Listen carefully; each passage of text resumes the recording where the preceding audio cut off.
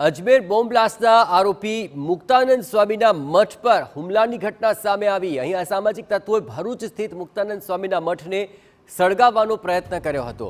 વહેલી સવારે અજાણ્યા શખ્સે શંકરાચાર્ય મઠ પર હુમલો કર્યો હતો। એટલું જ નહીં, ઘરની બહાર હત્યાની ધમકી આપતા પોસ્ટર્સ પણ ફેંક્યા હતા, જે ઘટના સીસીટીવી કેમેરામાં કેદ થઈ ચૂકી છે, જેમાં એક અજાણ્યો શખ્સ પાછળના માર્ગથી મઠમાં ઘૂસી આવે છે અને જે બાદ સાથે લાવેલ બેગમાંથી મઠ પર જ્વલનશીલ પદાર્થ નાખતો નજરે પડે છે। તે મઠમાં આગ ચાપી દે છે, જેથી અફરાતફરીનો માહોલ સર્જાઈ ગયો હતો।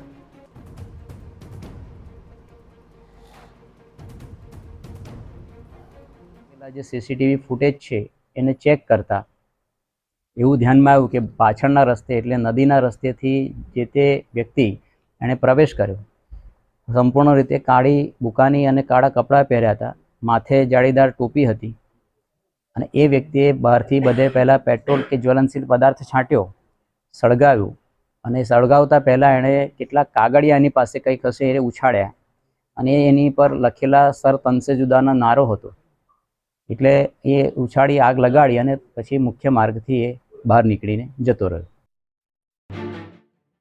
મુક્તાનંદ સ્વામીના કહેવા અનુસાર બુકાનીધારી શખ્સ કાળા કપડાં પહેરી મઠમાં ઘૂસ્યો અને બહારથી પેટ્રોલ જેવા જ્વલનશીલ પદાર્થ છાંટીને આગ લગાવી દીધી। જે પહેલાં તેણે કેટલાક પોસ્ટર્સ ફેંક્યા હતા, જેમાં અહીં સર સે તન જુદા આ નારો હતો, જે બાદ શખ્સ ત્યાંથી ફરાર થઈ ગયો।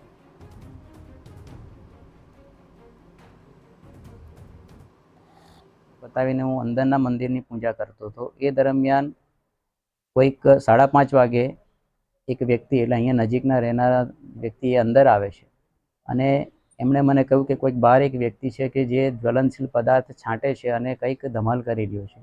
એટલે હું મુખ્ય માર્ગથી એમને જોવા જતો હતો, એટલામાં જ અંદરનું જે બારણું છે એને સળગતું જોયું, એટલે સળગ્યું એને મેં ઓલવવાનો પહેલાં પ્રયત્ન કર્યો।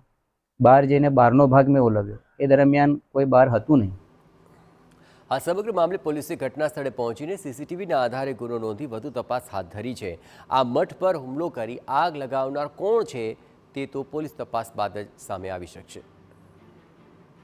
જ્યાં કોઈ એક ઈસમ આવી અને આ જગ્યા ઉપર જ્યાં ઊભા છે ત્યાં મઠ ઉપર કંઈ પદાર્થ નાખી એને સળગાવવાનો પ્રયત્ન કરે છે, એનું ફૂટેજ સીસીટીવીમાં આવ્યું છે।